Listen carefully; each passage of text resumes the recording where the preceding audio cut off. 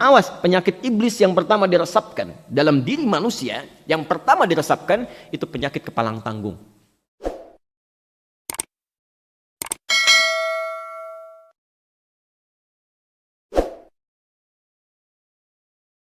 Semua ibadah itu mesti ada rencana. Ya. Mau haji harus ada rencana. Ya, kapan berangkatnya? Makanya kata Quran pertama kali waktu tentukan. Al-hajju ashhurum ma'lumat. Ya, Al-Baqarah 197 itu. Dari waktunya, perencanaannya, materinya, segalanya. Di ibadah itu mesti direncanakan. Ya. Termasuk merencanakan kapan lingkungan kita bisa baik nih. Ya, jadi jangan disesali aja. Umat Islam itu bukan umat penyesalan. Ya. Apalagi umat yang menghukumi diri, awas, penyakit iblis yang pertama diresapkan dalam diri manusia, yang pertama diresapkan itu penyakit kepalang tanggung. Sudah merasa begini, ya sudahlah, nggak akan berkembang. Iblis diusir oleh Allah dari tempat dia, ya, di akhirat itu, kemudian diberi kesempatan untuk taubat. Dia nggak taubat. Ya, Adam taubat. Ya, ketika melanggar perintah Allah, Adam makan buah yang dilarang itu, Adam taubat. Al-Baqarah 37. Fatalaqqa Adamu min rabbihi kalimatin fataba alaihi. Adam taubat, iblis enggak. Karena sombongnya itu. Ya, dia malah minta kepada Allah, sudah tanggung dihukum Allah, diusir Allah, tanggung sekalian aja minta kesempatan untuk menggoda Adam dan anak cucunya. Penyakit kepalang tanggung. Itu pasti ada warisannya itu pada manusia itu. Ya. Coba deh, kalau disebutkan Indonesia pasti jelek aja. Ya. Oh, di Amerika orang-orang bisa antri dengan rapihnya. Di Indonesia, tuh.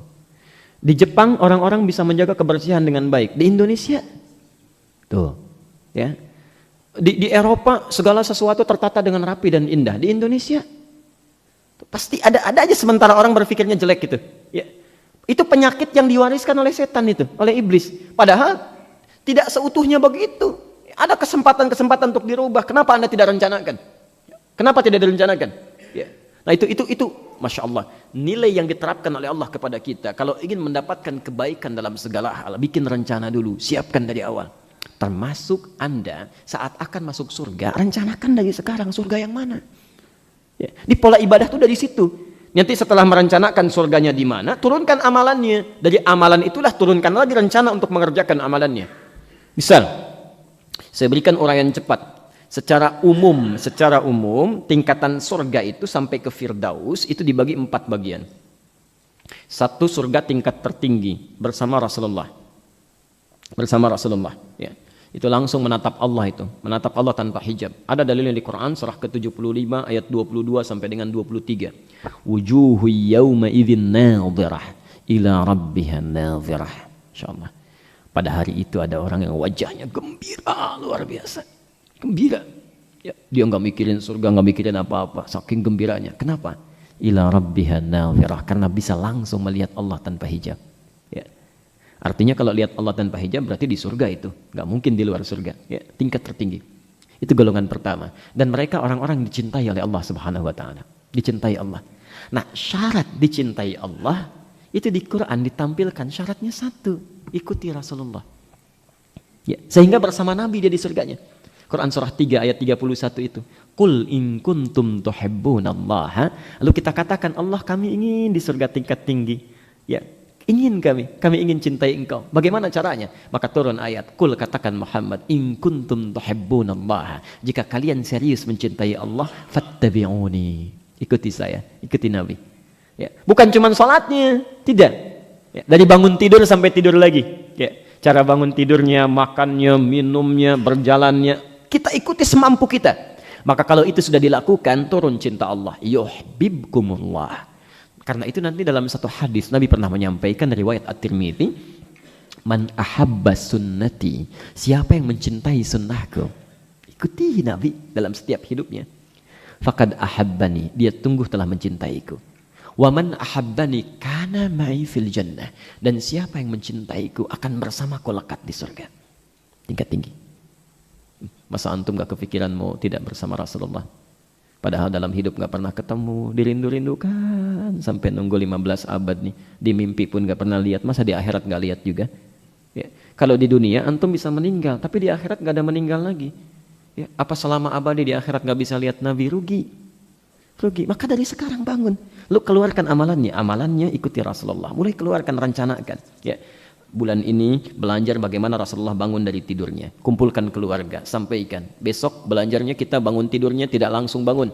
Duduk dulu, usap sebagian bekas ngantuknya. Bacakan doa bangun tidur. Mulai sekarang selama sebulan hafalkan 10 ayat terakhir surah Ali Imran. Ya, ikuti Rasulullah. Praktekan.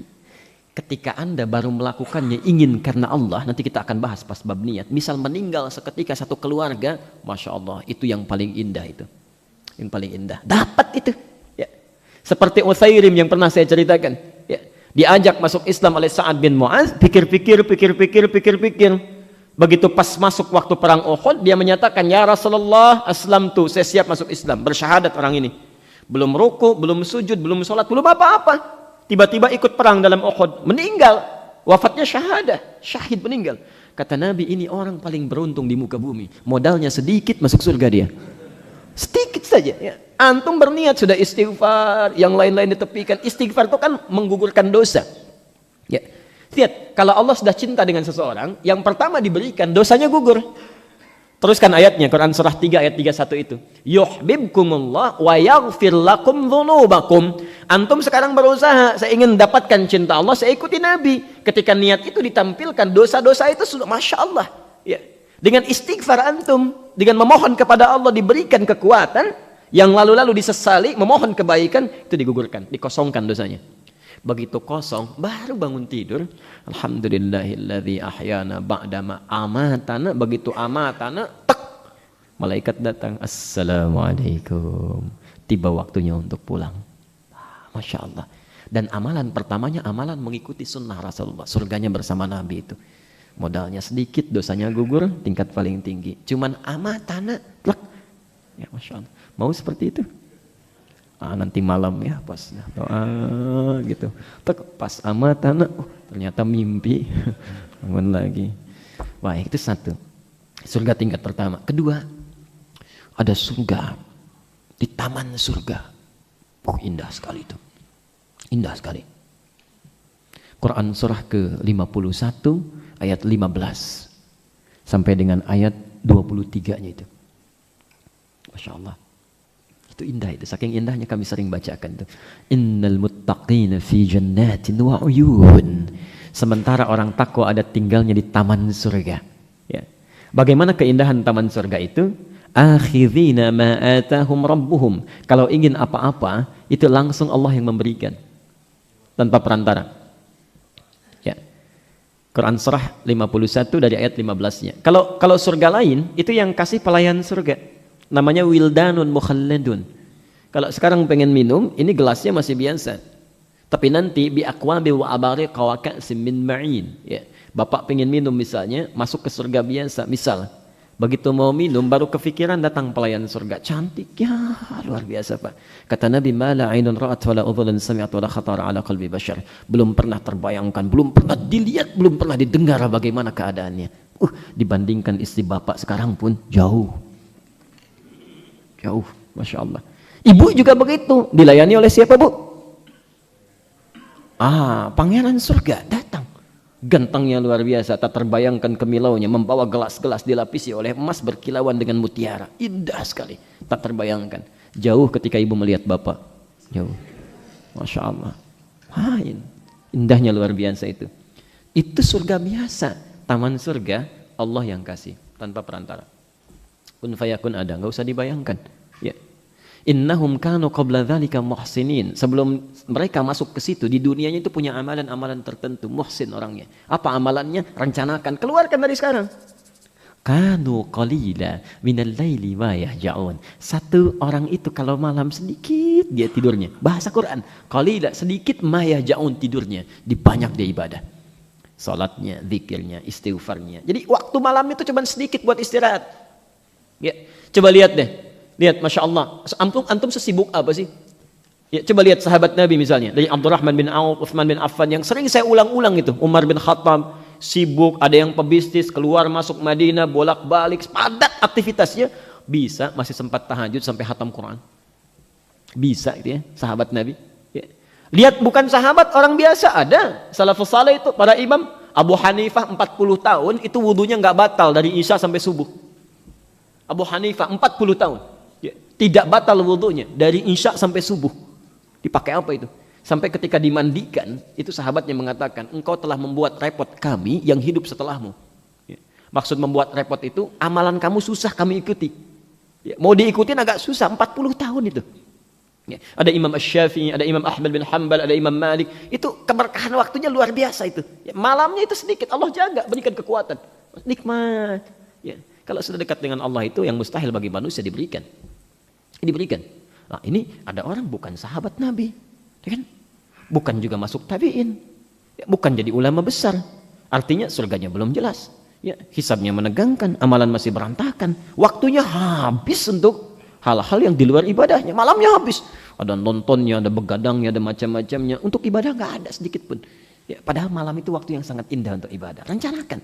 Ya, rubah. Ya, orang-orang Masya Allah, yang mulia itu, yang dijamin dengan kemuliaan akhirat, itu polanya sederhana. Kalau urusan ibadah, sedikit-sedikit mereka kerjakan. Tahajud, sedikit-sedikit tahajud. Sedikit-sedikit puasa. Sedikit-sedikit baca Quran, tingkatkan. Tapi kalau urusan dunia sedikit, tidur sedikit. Makan sedikit, tekan. Banyak makan, nafsunya naik. Ya, kalau sudah banyak nafsunya naik, terlalu kenyang dalam makanan, itu untuk ibadah jadi malas. Ya, ngantuk. Ya. Ada orang sedikit-sedikit zikir. Ini ya, ngobrolnya sedikit. Nah, itu taman surga. Kalau antum mau dapatkan itu mulai rencanakan dari sekarang. Qalilan minal laili ma yahja'un wa bil ashari hum yastaghfirun. Amalan kedua, sebelum subuh banyak istighfar, ingat dosa. Ya. Wa fi amwalihim haqqul lis-sa'ili wal mahrum. Sehari pertama mulai untuk mengejar sedekah. Ya, pada yang minta ataupun yang tidak, berburu. Jangan menunggu Allah datangkan pada antum. Dititipkan harta untuk diberikan karena belum dikeluarkan saking sayangnya Allah. Kamu nanti di akhirat susah itu. Hartanya banyak di-scan. Dikirimkanlah orang untuk mengingatkan. Assalamualaikum Pak, ini ada anak yatim Pak, makannya belum dapat ini. Dikirimkan oleh Allah. Masya Allah. Nah, penduduk taman surga itu nggak begitu. Sebelum dikirimkan dia sudah berburu. Ini hak orang, nggak boleh tertahan pada diri saya ini. Dia keluar. Perhatikan, bagaimana nanti antum akan lihat seorang sahabat yang kata Nabi masuk surga tanpa hisab. Pahanya tidak sebanding dengan amalan seluruh umat manusia. Dalam sehari dikeluarkan amalan-amalan penduduk surga seluruhnya. Oleh beliau itu diupayakan untuk dilakukan dalam satu hari. Nabi pernah mengumpulkan sahabat, ditanya, siapa yang sudah ke masjid hari ini? Semua mengacungkan tangan. Siapa yang sudah menunaikan salat setelahnya? Semua mengacungkan tangan. Siapa yang sudah menunaikan sedekah? Sebagian mengacungkan tangan. 1, 2, 3 mengacungkan tangan. Siapa di antara kalian yang telah menengok orang sakit? Yang dari banyak tadi itu sebagian turun lagi, sebagian mengangkat. Di antara kalian siapa yang sudah mengantarkan jenazah? Berturun lagi. Di antara kalian siapa yang sudah menyolatkan jenazah sebelumnya? Cuma 1 orang yang seluruhnya mengangkat tangan. 1 orang, Abu Bakar As-Siddiq. Saya. Berburu beliau. Berburu itu.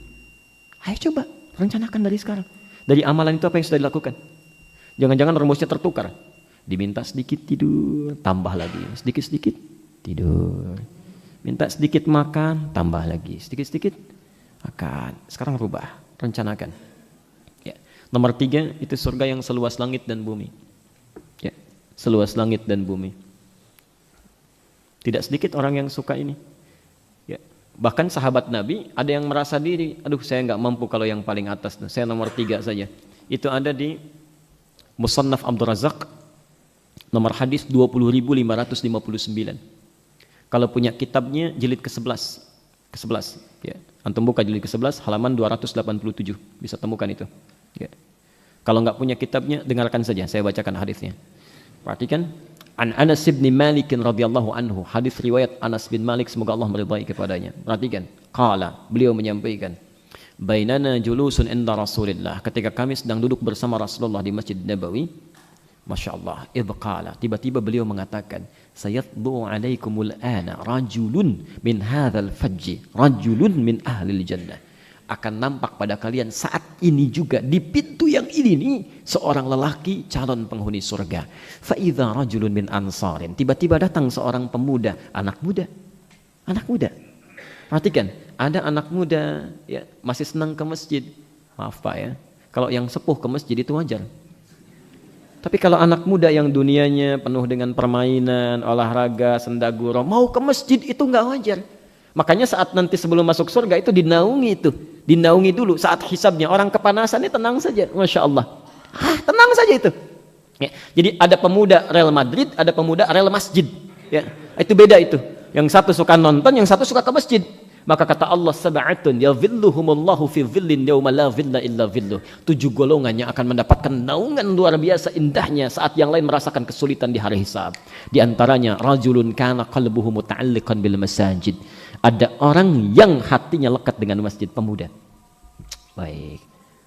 Saya teruskan sebentar, Bapak. Jadi begitu orang itu masuk, ternyata kita sudah paham amalannya. Ya. Tahajudnya biasa-biasa saja, bacaan Qur'annya nampak normal seperti orang umumnya, puasanya jarang-jarang, tapi punya amalan yang mengantarkan dia ke surga tingkat 3 nomor tinggi, tingkat tinggi nomor 3, seluas langit dan bumi. Apa amalannya? Kita lihat di Ali Imran ayat 133 sampai 134 itu. Untuk merencanakan ya. Wasari'u ila maghfirati min rabbikum wa jannatin arduhas samawati wal ardh. Segera tobat, ayo tobat dulu ya. Tobat, ingat-ingat dosa. Karena kalau masih ada dosa susah, masih banyak ganjalan. Ya. Jangankan masuk surga, ya, dosa itu menghambat untuk ibadah. Menghambat untuk ibadah. Jadi kalau orang banyak dosa, untuk ibadah itu malas.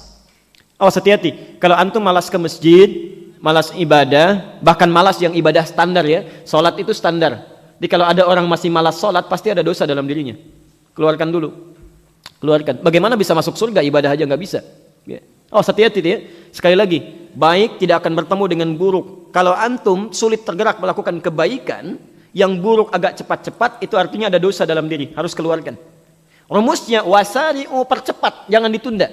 Percepat untuk istighfar, mohon ampunan kepada Allah. Sara'a itu pikiran pun jangan. Jadi begitu ingat dosa, segera seketika minta ampun. Ya. Begitu antum banyak pikirkan, maut bisa datang lebih cepat tanpa harus antum pikirkan.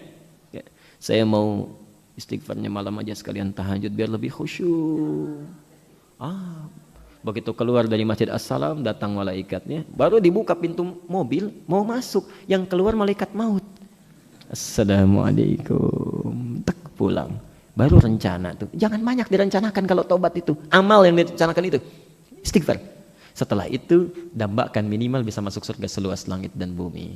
Disediakan bagi sebagian orang takwa. Apa amalannya? Alladzina yunfiquna fis sarra'i wad dharra wal kadhibina al ghaidha. Banyak berbagi dengan orang. Kalau belum mampu tahan amarah, jangan marah. Sudah nggak bisa ngasih, marah lagi. Ya. Wal afina 'anin nas. Ada orang salah, cepat maafkan. Tidak mudah itu. Tidak mudah. Antum rajin sholat, belum tentu bisa menahan amarah. Sholatnya memang rajin, begitu keluar dari sini sendalnya hilang.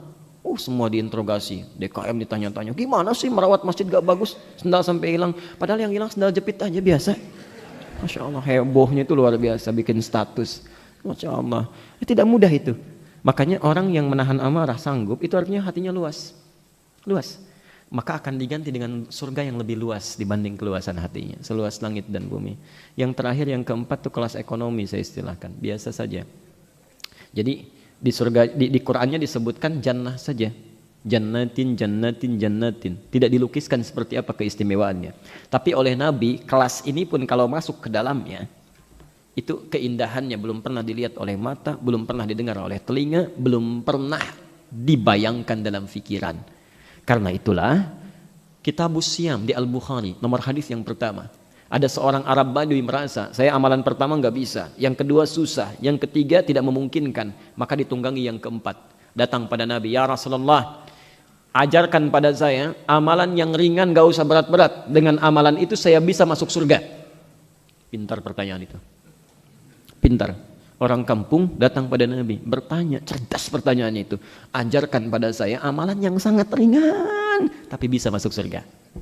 Modal sedikit, keuntungan banyak. Baik, kata Nabi, cukupkan engkau menunaikan yang fardu saja. Salatnya yang fardu, salat sunnah nggak usah. Selama hidup nggak usah salat sunnah, fardu aja. Puasanya yang wajib aja, Ramadan. Ya, sunnah nggak usah. Ya. Kalau kamu istiqamah dengan itu, walaupun tidak mengerjakan yang sunnah, masuk surga. Kata orang ini, saya akan tunggangi yang fardu itu tanpa pernah mengerjakan yang sunnahnya. Fantalaqa, maka pergi orang ini. Kata Nabi, law istaqama dakhalal jannah, atau in aflaha dakhalal jannah. Ya. Kata Nabi, kalau dia istiqamah dengan amalannya, masuk surga. Cuma nggak diterangkan surganya di mana, jannah saja. Tapi masih beruntung surga juga. Ya, surga juga, masya Allah. Di kalau masuk surga itu sederhana. Kalau pengen cuma surga saja, yang fardu kerjakan surga.